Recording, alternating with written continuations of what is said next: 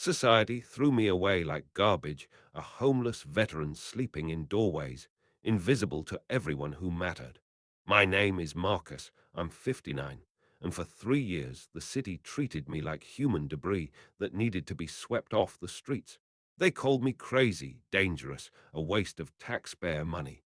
Then a serial killer started hunting women in my neighborhood, and suddenly the worthless, homeless vet became the only person who knew the streets well enough to catch a predator the police couldn't find. But this story doesn't start with murder. It starts with how a decorated Army intelligence officer ends up sleeping in cardboard boxes and being treated like society's refuse. Because the fall from respected soldier to invisible homeless man is a journey that destroys everything you thought you knew about America, dignity, and what happens when the system fails the people who served it. 3 years and 4 months ago, I was Staff Sergeant Marcus Thompson, 22-year Army veteran with 2 Bronze Stars and a career in military intelligence that had taken me to every conflict zone America had been involved in since the Gulf War. I analyzed enemy patterns, tracked hostile movements, and built intelligence networks that saved American lives in places most people couldn't find on a map. I came home to Denver in 2020 with an honorable discharge, a modest pension, and plans for a quiet retirement working security or consulting for government contractors. What I didn't come home with was housing, health insurance, or any understanding of how quickly everything could fall apart when the system designed to catch falling veterans had more holes than safety net. The first problem was my discharge paperwork. Some bureaucratic error had classified me as other than honorable, which disqualified me from most VA benefits and made employers nervous about my military record. Fixing it required lawyers I couldn't afford and waiting periods that assumed I had somewhere to live while the appeals process ground through federal bureaucracy. The second problem was my age. At 56, I was too old for entry-level positions, but too inexperienced for civilian jobs that matched my military qualifications. 22 years analyzing terrorist networks and battlefield intelligence didn't translate into resume language that meant anything to HR departments looking for candidates with relevant experience. The third problem was my health.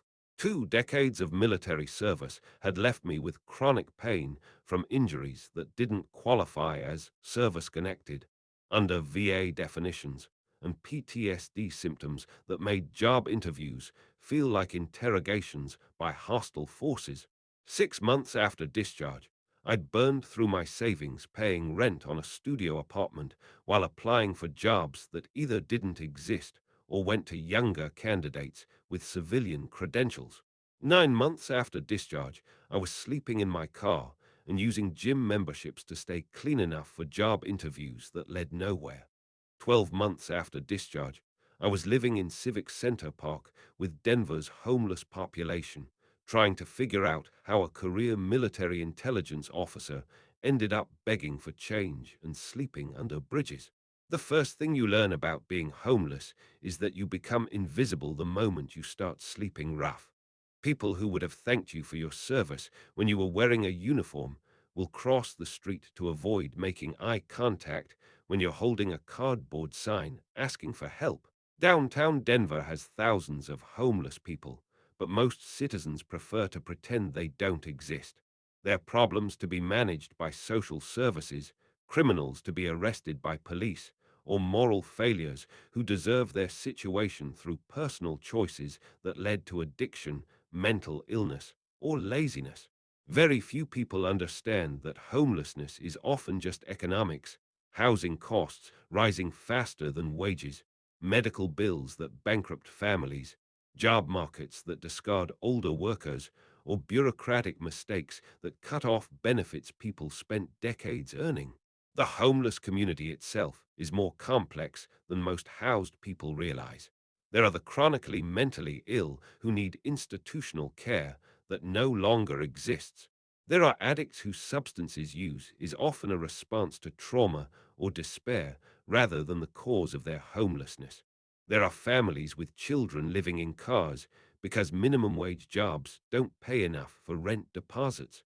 And there are people like me, veterans, professionals, skilled workers who fell through cracks in systems they thought would catch them. My military background gave me advantages that many homeless people don't have. I understood organizational structure, resource allocation, and how to survive in hostile environments with limited supplies. I knew how to stay clean, maintain discipline, and avoid the traps that turn temporary homelessness into permanent lifestyle. But I also learned that being a homeless veteran comes with special stigma.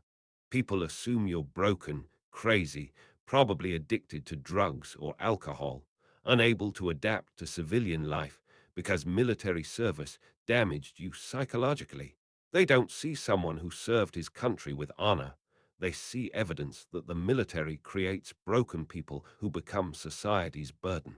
Living on Denver streets for 3 years gave me an education no military training could provide. I learned the rhythms of urban homelessness, the unwritten rules that governed interactions between housed and unhoused populations, and the complex social networks that existed in the margins of society. Most importantly, I learned to see things that other people missed. When you're invisible, you become an observer by necessity. Homeless people witness everything: drug deals, domestic violence, criminal activity, suspicious behavior, but nobody asks what they've seen because nobody values their observations. We're considered unreliable witnesses whose testimony is worthless in courts and police reports. But military intelligence training had taught me how to observe, analyze, and remember details that other people overlook. Living on the streets just gave me more opportunities to practice those skills in an urban environment where most observers were either uninterested or unqualified to recognize patterns that mattered. I started noticing things that set off my professional instincts: people who didn't belong in certain areas, behavior patterns that suggested surveillance or planning, interactions that indicated criminal organization or territorial disputes. My corner of downtown Denver became my area of operations, the same way forward operating bases had been my responsibility in Iraq and Afghanistan. I mapped the social networks, tracked the daily patterns, identified the power structures and resource flows that governed life in this urban wilderness.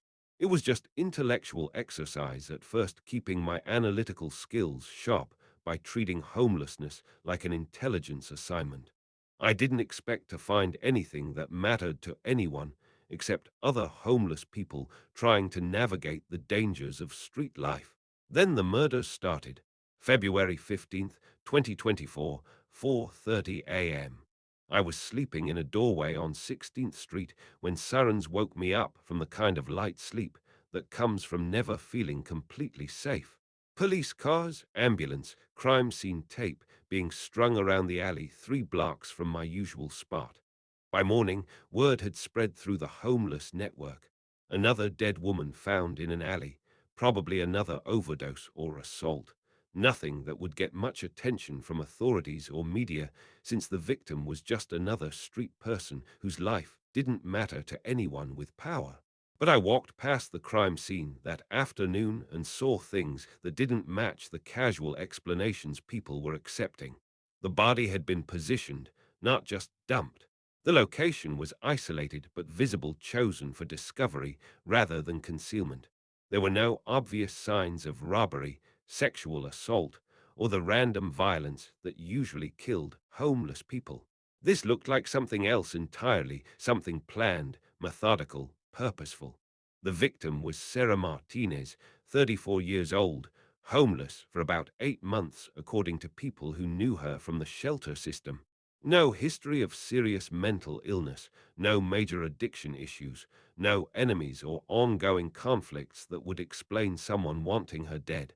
She was just another invisible person whose death would be investigated perfunctorily and forgotten quickly, because homeless victims don't generate the kind of public pressure that solves cases. But my military intelligence background had taught me to recognize patterns that others missed. and this death had characteristics that suggested it wasn't random violence against a vulnerable target.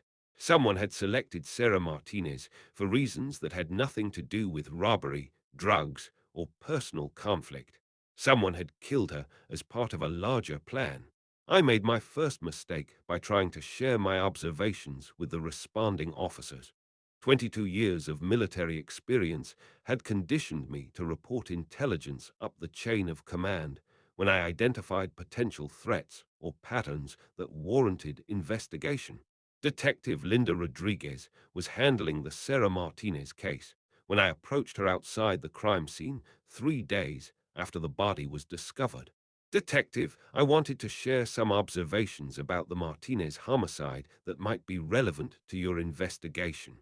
She looked at me the way all police look at homeless people, like I was a potential problem to be managed rather than a source of information that might be valuable.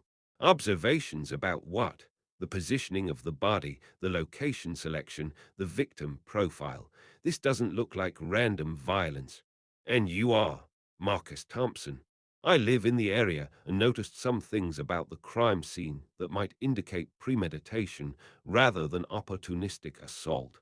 Mr. Thompson, I appreciate your concern, but we have professional investigators handling this case.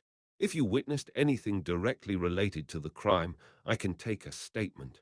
I didn't witness the murder, but I've observed patterns of behavior in this area that might be relevant to understanding. Sir, unless you have direct knowledge of this specific crime, I can't use your observations. This is an active investigation. Detective Rodriguez's dismissal was polite but firm. In her mind, I was just another homeless person with too much time and too little credibility trying to insert myself into police business. I tried a different approach.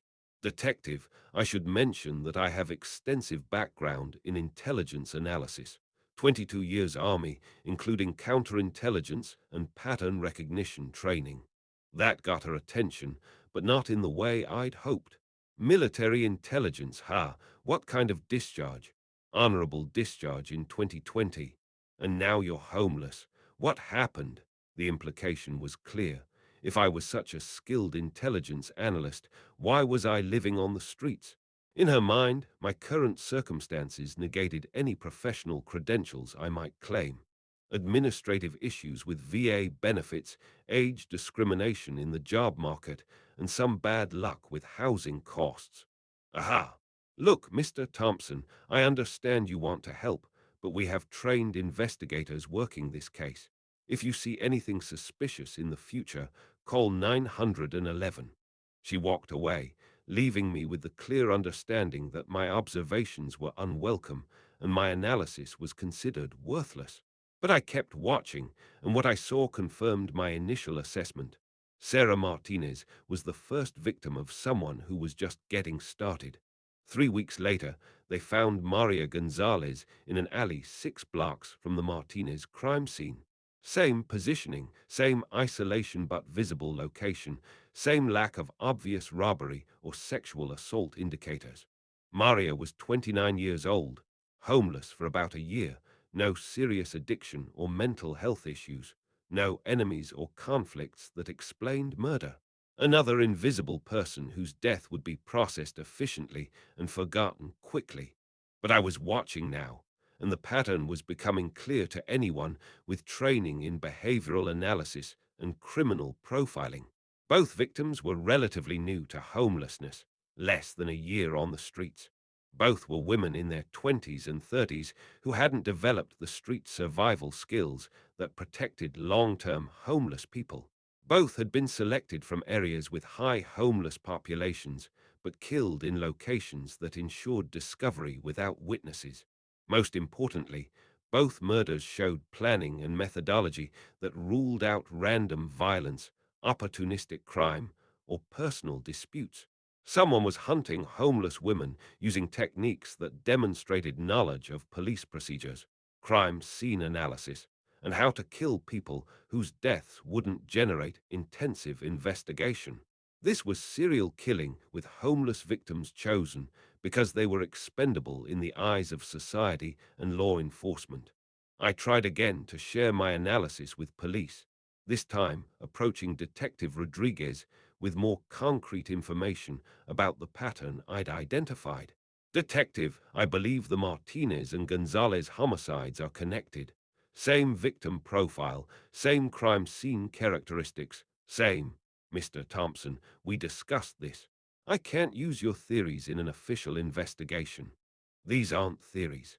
These are observable patterns that indicate serial killing with victim selection based on vulnerability rather than personal connection to the perpetrator.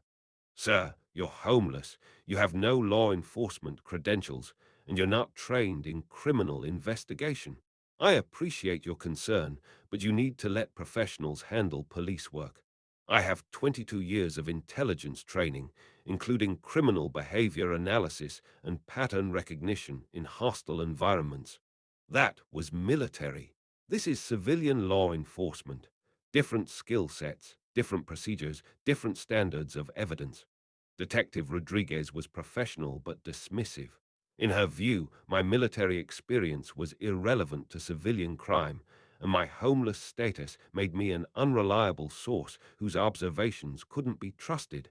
But she was wrong about the skill sets being different. Tracking terrorist cells and tracking serial killers required the same analytical techniques, behavioral pattern recognition, geographic mapping, victim selection analysis, and understanding how predators operate in environments where they think they can act without consequences. The killer was choosing victims from the homeless population for exactly the same reasons terrorists chose soft targets: maximum vulnerability, minimum protection, and institutional indifference that reduced the risk of effective response. Since official channels weren't interested in my analysis, I began conducting my own investigation using resources and methods that police couldn't access. The homeless community has its own information networks, social structures, and communication systems that exist parallel to but separate from mainstream society. People experiencing homelessness share intelligence about safe places, dangerous areas, helpful services, hostile individuals, and criminal activity that affects their survival. More importantly, homeless people see everything and remember what they observe because situational awareness is literally a matter of life and death when you're sleeping rough. I started systematically interviewing people who might have information about the two murders, approaching the investigation like building an intelligence network in a hostile territory where official sources were unavailable or unreliable. Tommy Martinez, no relation to victim Sarah, had been sleeping near the alley where Maria Gonzalez was found. He remembered seeing a well-dressed man in the area multiple times over the week before the murder, someone who stood out because he didn't belong in that neighborhood and seemed to be observing rather than passing through. Guy was too clean, you know. Nice clothes, new shoes, like he was slumming or studying us. Rebecca Turner, who panhandled near 16th Street, had noticed someone photographing homeless women from a distance using a telephoto lens. When she approached to ask what he was doing, he claimed to be a documentary photographer working on a project about urban poverty. But something felt wrong about it. He wasn't talking to anyone, wasn't getting stories, just taking pictures like we were animals in a zoo. James Washington, a homeless veteran who'd been on the streets for 5 years, had observed a pattern of someone conducting what looked like surveillance of areas with high homeless populations, timing police patrols, mapping camera coverage, identifying blind spots where criminal activity would be unobserved. Military training, man. I recognized it. Someone was doing reconnaissance like they were planning operations.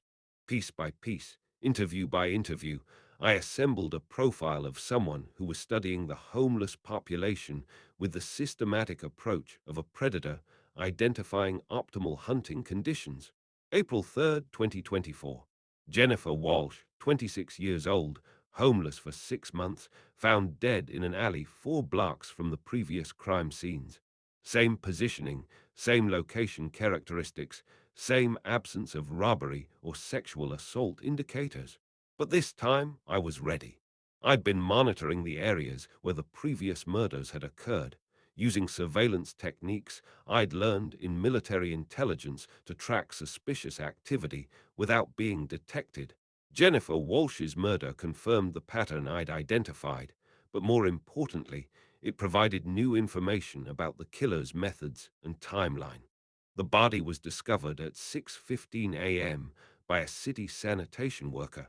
Based on decomposition and ambient temperature, the coroner estimated time of death between 2 o'clock and 4 a.m.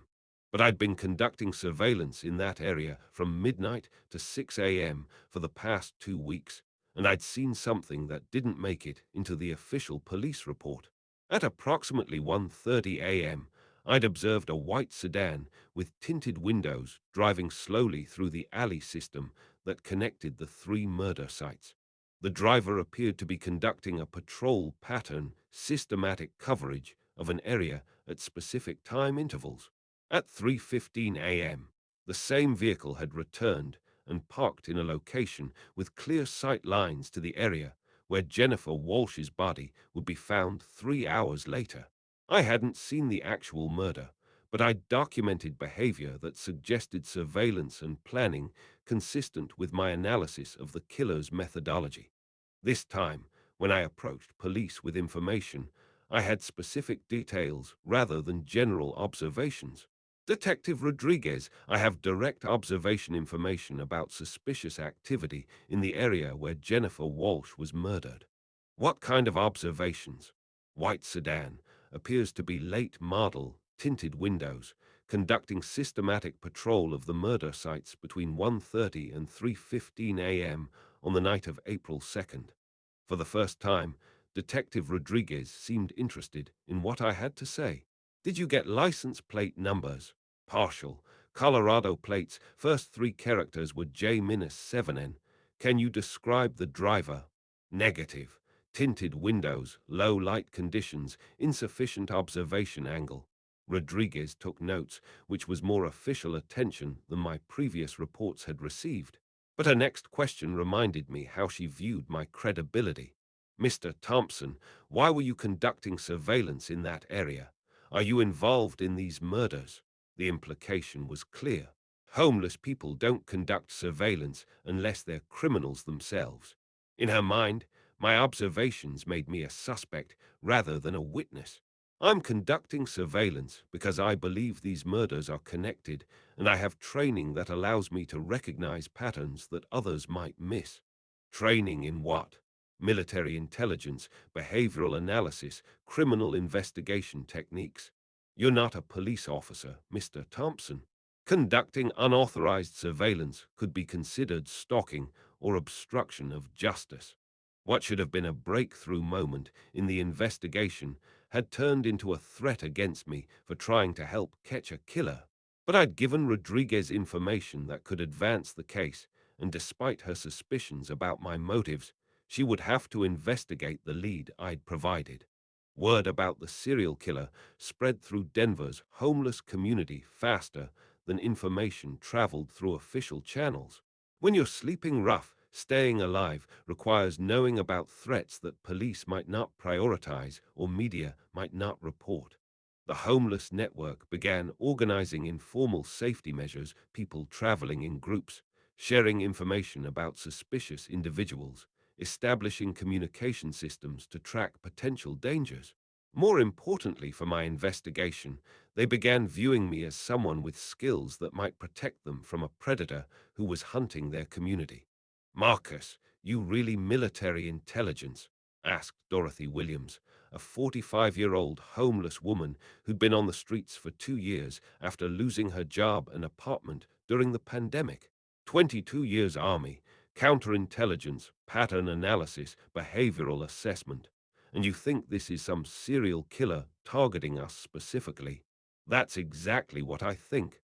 Someone who believes homeless people are easy targets because nobody cares when we die. Dorothy was quiet for a moment. What do you need to catch this bastard? That question changed the entire dynamic of my investigation. Instead of working alone with limited resources, I suddenly had access to dozens of potential informants who were motivated to help because their lives were at stake. Tommy Martinez volunteered to watch the alleys where the murders had occurred.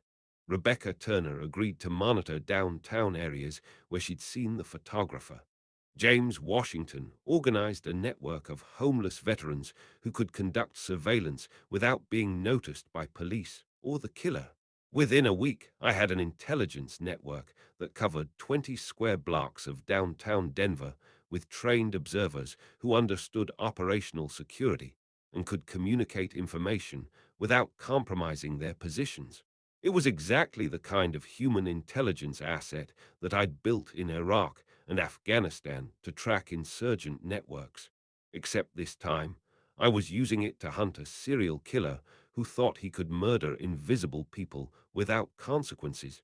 April 18th, 2024, 2:45 a.m. Rebecca Turner was panhandling near Union Station when she noticed the white sedan I'd described conducting what appeared to be surveillance of homeless individuals in the area.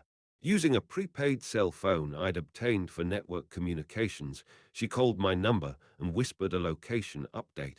White car, J-7N plates, driver watching homeless camp near 17th and Wynkoop. I was sleeping in a doorway 6 blocks away, but had trained my network to wake me immediately when potential threat activity was observed. Within 15 minutes, I was moving through downtown Denver using concealment techniques to avoid detection while approaching the target area. The sedan was parked in shadows between two streetlights, positioned to observe a small homeless encampment without being visible to its occupants. The driver appeared to be conducting surveillance, possibly selecting his next victim from the group of people sleeping rough in the area. This was the closest I'd gotten to what I believed was the killer, and it was my first opportunity to conduct direct observation of his behavior and methods. Through binoculars I'd acquired from a pawn shop, I watched the driver exit his vehicle and begin moving through the homeless camp on foot. He wasn't robbing anyone or committing random violence. He was conducting systematic observation of potential victims, evaluating their vulnerability and accessibility. He spent approximately 20 minutes in the camp, photographing sleeping individuals and noting their locations, then returned to his vehicle and drove away using a route that avoided main streets and traffic cameras. Professional surveillance technique, operational security awareness, and behavioral patterns consistent with predator conducting victim selection. I just watched a serial killer choose his next target. But when I called 911 to report active criminal surveillance by a suspected serial killer, the response confirmed everything I'd learned about how seriously authorities took information from homeless sources. 911, what's your emergency? This is Marcus Thompson reporting suspicious activity related to the ongoing homicide investigation. I have direct observation of a suspect conducting surveillance of potential victims. Sir, are you reporting a crime in progress? I'm reporting predatory surveillance by someone matching the profile of the serial killer who's been targeting homeless women. Is anyone in immediate danger right now?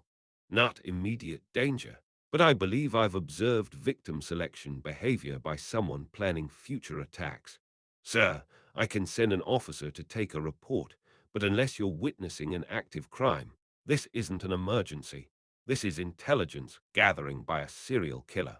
The information is time sensitive. An officer will be there within 2 hours to take your statement.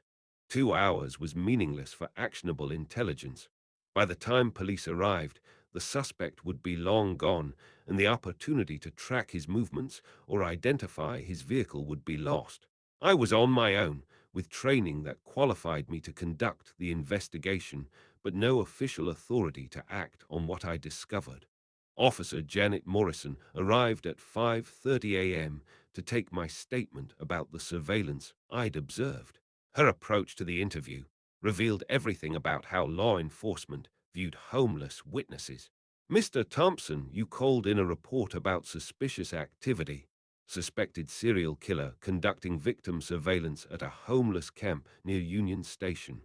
Did you witness any actual crime? I witnessed predatory behavior consistent with victim selection by someone planning future attacks, but no actual assault, robbery, or violence. Correct. But the behavior patterns match intelligence profiles for serial killers in victim selection phase. Officer Morrison was professional but skeptical. Sir, can you describe exactly what you saw that made you believe this person was planning to commit crimes? I explained the systematic surveillance, the photography, the operational security measures, and the behavioral patterns that indicated professional level planning rather than random criminal activity. And you believe this is connected to the recent homicides. The vehicle matches my previous description to Detective Rodriguez. The timing is consistent with the killer's operational pattern, and the surveillance techniques suggest someone with knowledge of police procedures. Mr. Thompson, I have to ask, are you currently under the influence of drugs or alcohol? The question revealed her assumption that homeless witnesses were inherently unreliable due to substance abuse issues. No, ma'am, I don't use drugs or alcohol. Any history of mental health issues that might affect your perception or memory. Another assumption that homeless people were mentally ill and therefore incapable of accurate observation. No mental health issues. I'm homeless due to economic factors, not psychological problems. Officer Morrison took notes, but her body language suggested she was going through the motions rather than treating my report as actionable intelligence. I'll pass this information along to the detective handling the homicide investigation. Will they investigate the vehicle identification I provided? That's up to the investigative team. Will they increase patrol in areas where I've observed surveillance? I can't speak for deployment decisions made by other units. Officer Morrison left with my statement, but I knew from her questions and attitude that my intelligence report would be filed as another crank call from an unreliable homeless witness, rather than treated as potentially case-breaking information about a serial killer's activities.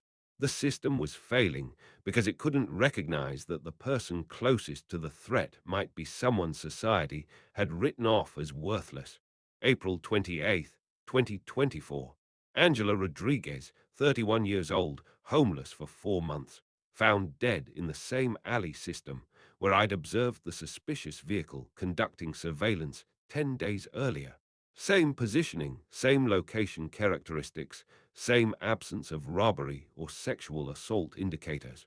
But this murder was different because I'd predicted it.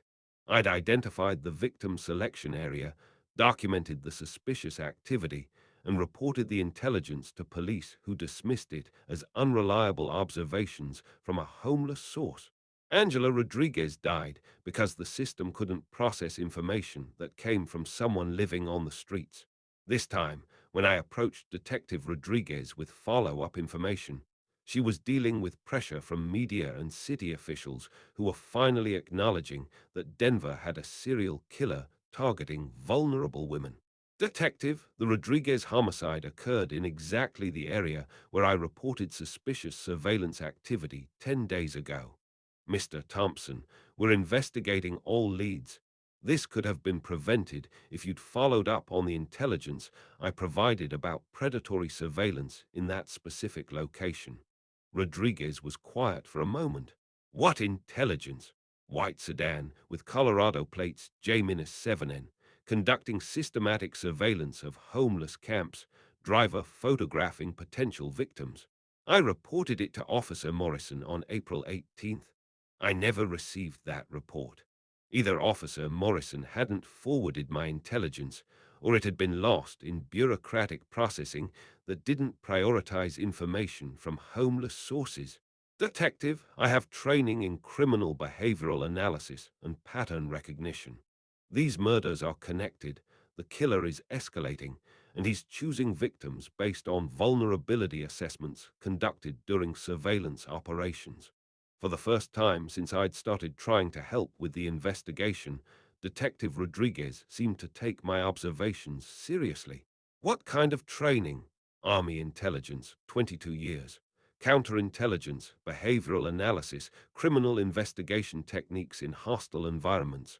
And you're homeless because administrative errors with VA benefits, age discrimination in civilian employment, and housing costs that exceeded income. Rodriguez studied me for a long moment. Mr. Thompson, if you really have the background you claim, why haven't you been more persistent about sharing your analysis? I've been trying to share my analysis for 2 months. Every officer I've spoken to has dismissed me as an unreliable witness because I'm homeless. What do you think we're dealing with? Serial killer with knowledge of police procedures, victim selection based on vulnerability rather than personal connection, escalating confidence due to lack of effective investigation, and operational security awareness that suggests either law enforcement background or extensive research into criminal investigation techniques. That assessment got Rodriguez's full attention. Can you put together a comprehensive analysis of what you've observed? Yes, ma'am. Do it. I want everything you've seen, everyone you've talked to, every pattern you've identified. If you're right about this, we need your help. Finally, someone in authority was willing to listen to the intelligence I'd been trying to share. But it had taken 4 murders and media pressure for the system to overcome its prejudice against homeless sources. I spent 3 days preparing the kind of comprehensive intelligence analysis I'd written dozens of times for military commanders who needed to understand complex threats in hostile environments. The report covered victimology, geographic patterns, temporal analysis, behavioral assessment, operational security evaluation, and threat escalation projections. It was 26 pages of detailed analysis that painted a complete picture of how the killer operated and what police could expect from future attacks. Executive summary. Subject is serial killer targeting homeless women aged 25-35. Victim selection based on vulnerability assessment conducted via surveillance. Operational pattern indicates law enforcement or military background. Geographic focus on downtown Denver with victim disposal in discoverable locations. Escalating confidence and frequency suggest killer believes investigation is ineffective. Next attack projected within 7-14 days based on established pattern victim profile analysis. All victims were relatively new to homelessness, 4-8 months, suggesting killer targets women who haven't developed street survival skills. All were found in areas with homeless populations but killed in isolated locations that ensured discovery without witnesses. Behavioral assessment. Killer demonstrates professional level planning, operational security awareness, and knowledge of police investigative procedures. Vehicle surveillance patterns indicate someone trained in counter-surveillance techniques. Body positioning suggests psychological need for discovery and media attention. Geographic analysis. Murder locations form cluster pattern around downtown Denver with disposal sites chosen for accessibility and discovery potential. Killer appears familiar with police patrol schedules and camera coverage in target areas. Recommendations. 1. Increase surveillance in areas where previous murders occurred. 2. Deploy undercover officers in homeless populations. 3. Interview homeless witnesses who may have observed suspicious activity. 4. Investigate vehicle identification. Colorado plates J-7 and 5. Coordinate with FBI Behavioral Analysis Unit for profile development. When I presented the report to Detective Rodriguez, her reaction confirmed that I'd provided analysis that exceeded what her investigation had developed through traditional police work.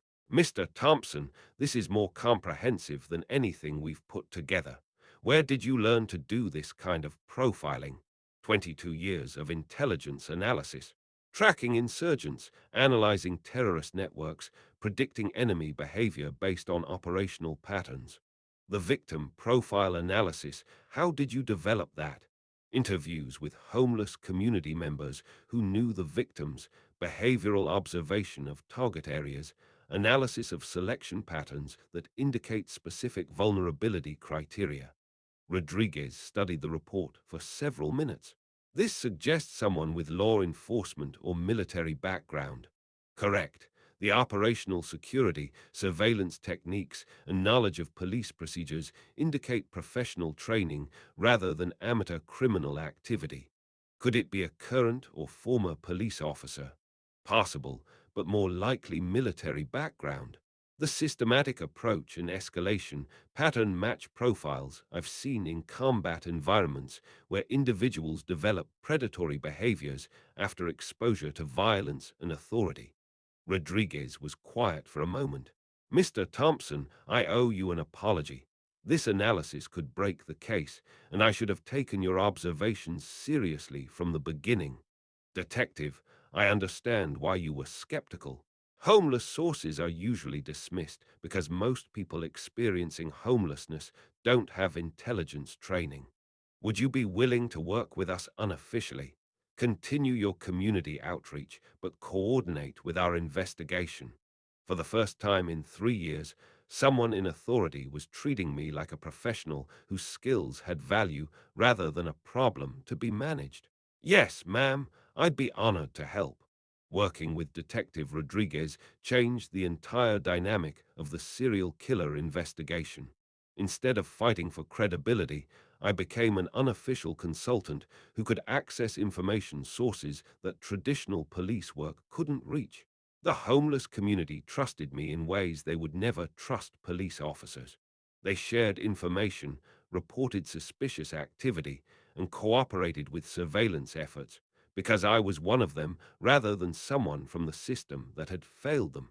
Rodriguez provided official resources, database access, forensic reports, surveillance equipment that enhanced my analytical capabilities beyond what I could accomplish with street-level intelligence gathering alone. Most importantly, she treated my military experience as relevant professional qualification rather than irrelevant background that didn't translate to civilian situations. Marcus, I ran the vehicle information you provided through motor vehicle records. Colorado plates J-7N came back to a 2019 Honda Accord registered to David Chen, 34 years old, address in Aurora. Any criminal background? Clean record, but interesting employment history. Army veteran, discharged in 2018, worked security for 2 years, unemployed since 2020. Military occupation specialty, military police. 2 deployments to Afghanistan. The profile was starting to come together. Military background that included law enforcement training, recent unemployment that might indicate financial stress, and demographic characteristics that matched my behavioral assessment. Detective, I'd like to conduct surveillance on Chen's residence to confirm whether he's our subject. Absolutely not. If Chen is the killer, direct surveillance by a civilian could compromise the investigation or put you in danger. With respect, ma'am, I have more surveillance training than most of your officers, and the homeless community can observe Chen's activities without being detected. Rodriguez was quiet for a moment. What are you proposing? Let me coordinate with my network to monitor Chen's movements and behavior patterns. If he's conducting victim surveillance, we'll observe it. If he's not our subject, we'll eliminate him as a suspect and continue the investigation.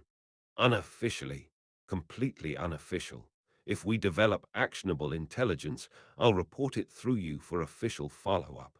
Rodriguez agreed to the arrangement, and I began coordinating with my homeless intelligence network to monitor David Chen's activities without alerting him to official police attention.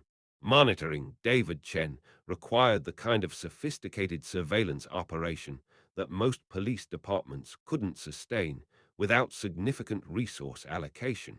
But the homeless community provided perfect cover for observing a suspect who was accustomed to being invisible to society's notice. Tommy Martinez established observation post near Chen's apartment building in Aurora. Rebecca Turner monitored his vehicle movements when he drove into downtown Denver. James Washington coordinated with other homeless veterans to track Chen's activities in areas where previous murders had occurred. Within a week, the pattern was clear. David Chen was conducting systematic surveillance of homeless populations during late-night hours, using techniques that matched my analysis of the killer's operational methods. May 15th, 2024, 1:30 a.m. Chen's vehicle observed in downtown Denver, conducting patrol pattern through areas with high homeless populations. May 17th, 2024, 2:15 a.m. Chen observed on foot, photographing homeless individuals sleeping in alleys near previous murder sites. May 19th, 2024, 3 a.m. Chen conducting extended surveillance of homeless camp near Civic Center Park, focusing on women who matched the victim profile I'd developed. Each observation confirmed that Chen was our subject, but also revealed that he was accelerating toward another attack. His surveillance was becoming more focused, more frequent, and more specifically targeted on individual women rather than general area reconnaissance. I reported the intelligence to Detective Rodriguez with recommendations for immediate action. Detective, Chen is in victim selection phase for his next attack. Based on his surveillance pattern, he's identified at least 3 potential targets and is finalizing operational planning. How can you be sure? The surveillance has shifted from general area reconnaissance to specific individual assessment. He's photographing potential victims, timing their routines, and mapping escape routes from locations where he could commit murder without being observed. When do you think he'll act? Within 72 hours. The pattern indicates he's moved from planning to execution preparation. Rodriguez coordinated with her supervisors to develop an arrest strategy that would take Chen into custody before he could commit another murder. But the plan required patience and precise timing to build a case that would result in conviction rather than just temporary detention. Marcus, we need evidence that directly connects Chen to the previous murders. Surveillance activity isn't enough to charge him with homicide. What kind of evidence? Physical evidence, witnesses to actual crimes, or confession during interrogation? The legal standard for prosecution required more proof than intelligence analysis could provide. We knew Chen was the killer, but proving it in court required evidence that might not exist if he'd been as careful with previous murders as he was with current surveillance. Detective, if we wait for perfect evidence, he's going to kill someone else. I understand, but we can't arrest someone for homicide based on suspicious behavior. We need concrete proof. That's when I made the decision that changed everything about the case and nearly cost me my life. If Chen needed to be caught in the act to build a prosecutable case, then someone had to give him the opportunity to act while ensuring that law enforcement could intervene before another person died. The homeless community had assets that police couldn't duplicate. Women who matched the victim profile and were willing to take risks to stop a killer who was hunting their community. Dorothy Williams volunteered to serve as bait. Marcus, this bastard has killed 4 women who could have been my sister, my daughter, or me. If I can help catch him, I'm willing to take the risk. Dorothy, this isn't military operation with trained personnel. If something goes wrong, something's already gone wrong. Women are dying because nobody cares when homeless people get murdered. At least this way, their deaths might mean something. I coordinated with Detective Rodriguez to develop an operation that would give Chen the opportunity to attempt murder while ensuring Dorothy's safety through surveillance and rapid response. The plan was simple.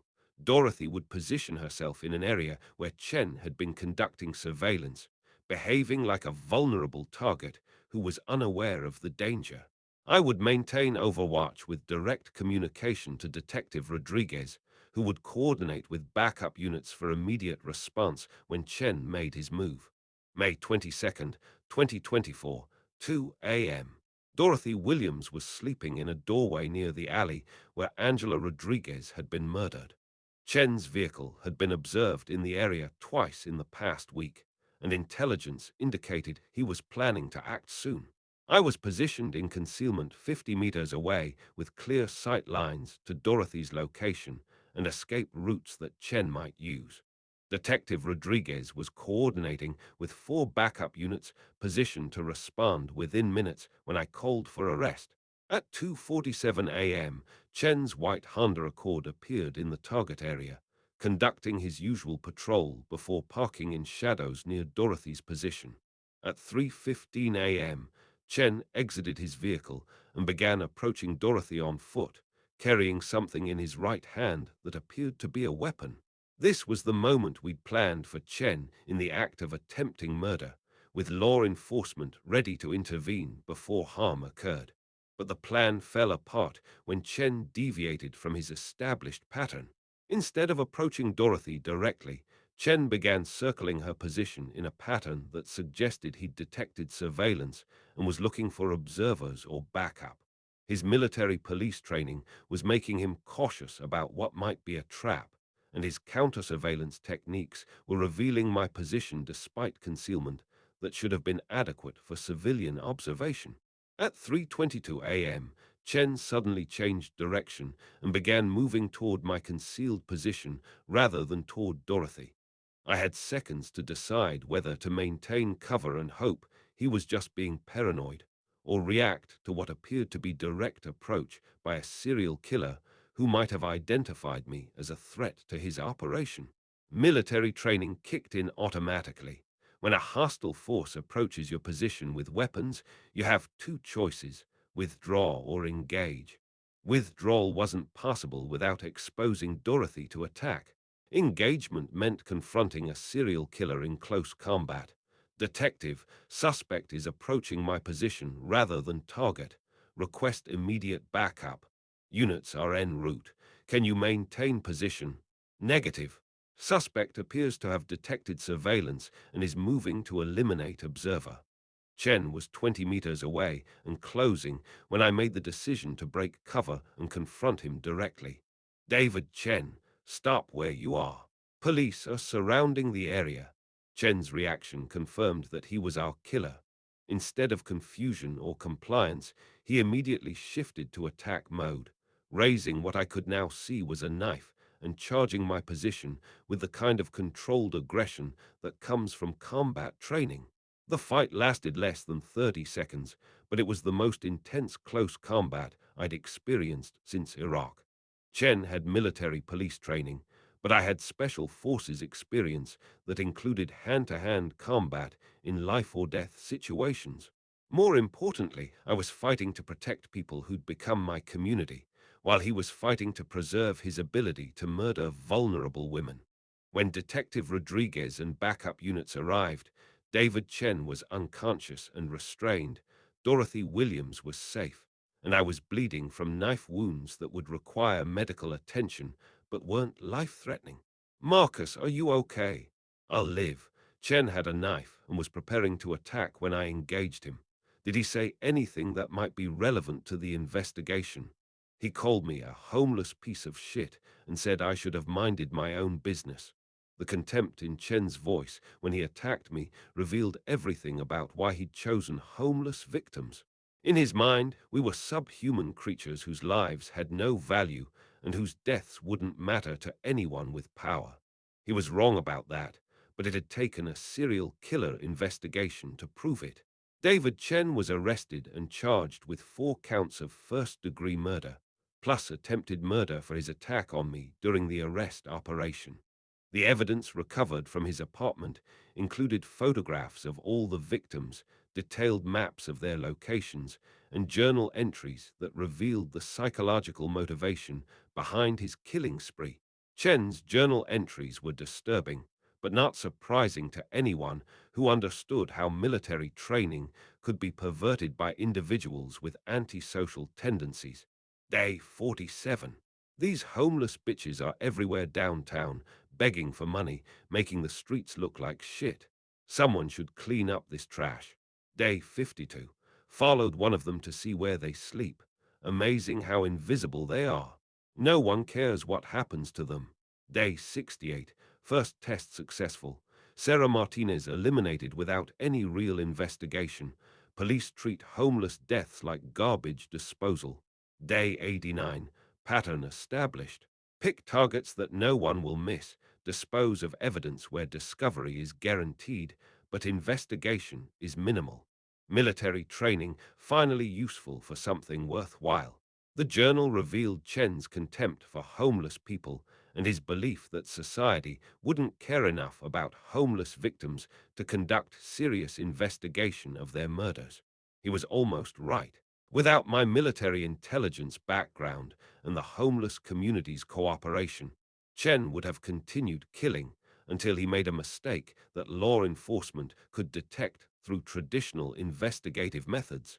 During interrogation, Chen confirmed details of all four murders and revealed that he'd been planning to kill at least six more women before the investigation forced him to accelerate his timeline.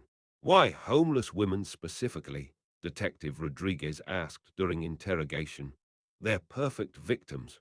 No one misses them, no one investigates their deaths seriously, and they're easy to access because they have no security or protection.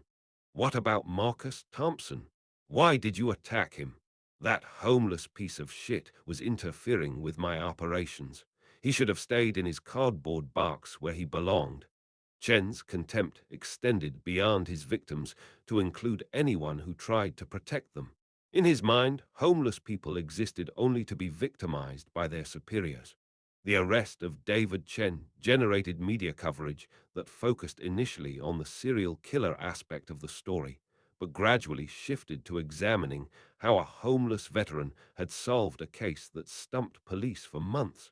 Denver Post: homeless veteran catches serial killer police couldn't find. Channel 7 News: military intelligence on the streets, how Army training solved Denver's homeless murders. CBS 4 Denver: from invisible to hero, homeless man's investigation saves lives. The coverage was generally positive, but it revealed uncomfortable truths about how society treats homeless people and why Chen had been able to kill four women before being stopped. Detective Rodriguez was interviewed extensively about how my involvement had changed the investigation. Mr. Thompson provided intelligence analysis that exceeded anything our department had developed. His military background, combined with his access to the homeless community, gave us insights we never would have obtained through traditional police work. Why wasn't his information taken seriously initially? Honestly, we have preconceptions about homeless witnesses that affected how we processed his reports. Mr. Thompson's observations were consistently accurate, but we dismissed them because of our assumptions about the reliability of homeless sources. What does this case teach us about homeless people as witnesses or sources of information? That we need to evaluate information based on its accuracy and relevance, not on the housing status of the person providing it. Mr. Thompson's homelessness made him a better observer of criminal activity, not a worse one. The media attention was uncomfortable for me personally, but it served an important purpose. It demonstrated that homeless people could be assets rather than problems, observers rather than just subjects, and contributors rather than just burdens on society. The successful conclusion of the Chen investigation brought recognition from multiple sources, but more importantly, it changed how Denver's law enforcement and social services viewed homeless individuals. Mayor Michael Hancock presented me with the city's Medal of Valor during a ceremony that was attended by hundreds of people, including many homeless individuals who rarely had occasion to visit City Hall for positive reasons. Marcus Thompson represents the best of American military service and civic responsibility. His dedication to protecting his community, despite facing homelessness and discrimination, exemplifies the courage and selflessness that make our city stronger. The Colorado governor awarded me the state's Citizen Hero Award. The FBI presented me with their Public Service Award for assistance in a federal investigation. The American Legion honored me with their Law and Order Award. But the recognition that meant most came from Dorothy Williams and the homeless community who'd risked their lives to help catch a killer who was hunting them. Marcus, you didn't just catch a serial killer. You proved that homeless people matter, that we can contribute, that we have value beyond being victims or problems. Detective Rodriguez offered me a position as civilian consultant with the Denver Police Department, helping train officers in homeless community outreach and serving as liaison for investigations that involved homeless witnesses or victims. Marcus, you've shown us how much intelligence we're missing by not taking homeless observations seriously. We need someone who can bridge that gap. More importantly, the case led to policy changes in how Denver handles crimes involving homeless victims. Homeless witnesses are now taken seriously. Homeless advocates are consulted during investigations, and resources are allocated to protecting vulnerable populations rather than just managing them. 2 years after catching David Chen, I'm no longer homeless, but I'm still working with Denver's homeless community in ways that use my military background to serve people that society often forgets.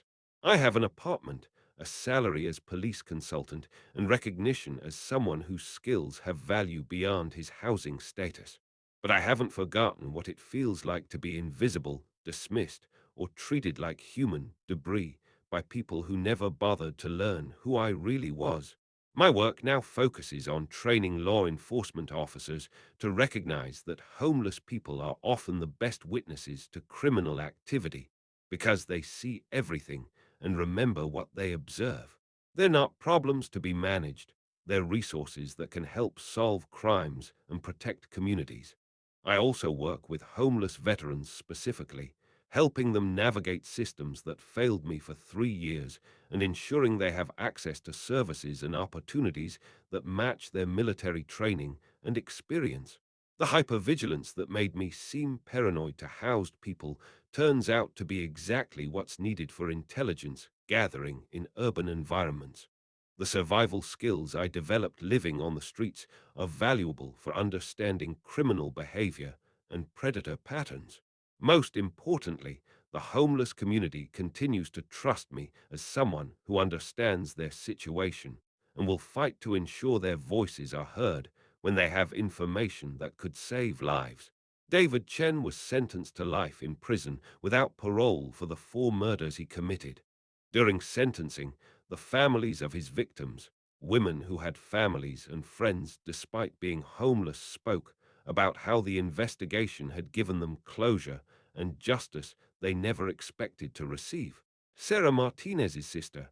My sister wasn't just a homeless person.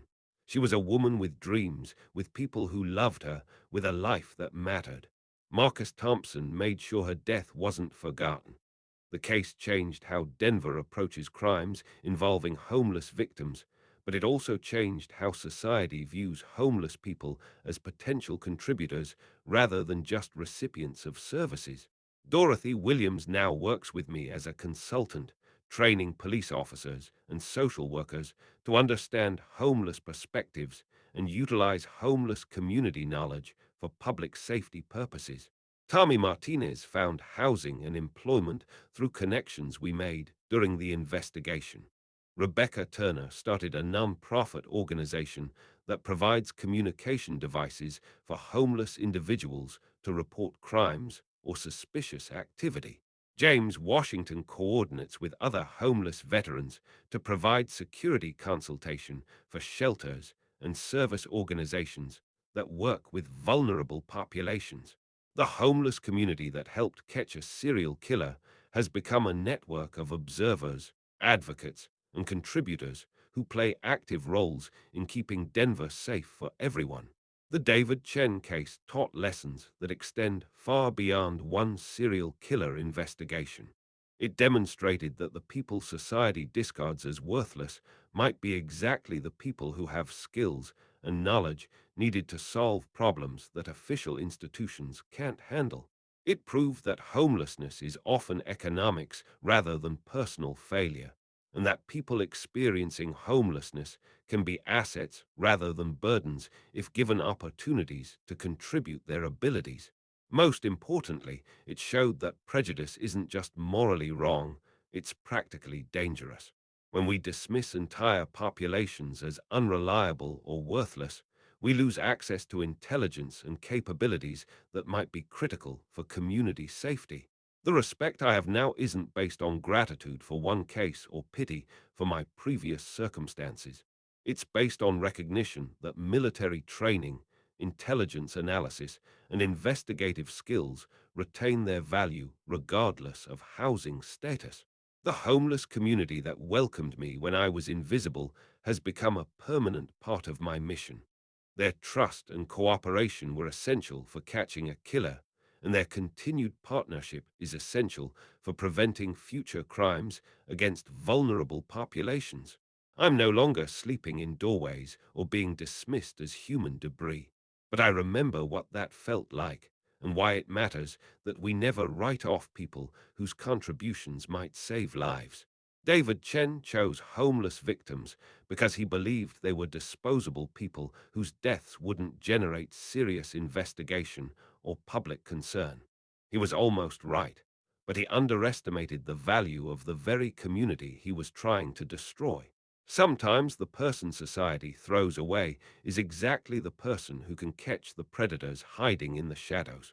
Sometimes the witnesses everyone ignores are the ones with the training and motivation needed to stop killers who think invisible people make perfect victims. The streets taught me survival skills, but the military taught me how to turn survival into protection for others. Chen learned too late that homeless doesn't mean helpless, and invisible doesn't mean powerless. That's a lesson worth remembering, whether you're hunting serial killers or just trying to build communities that recognize the value of every person willing to serve something bigger than themselves. The respect lasts because it was earned by proving that discarded soldiers can still accomplish the mission, even when the mission is protecting the very people who threw them away.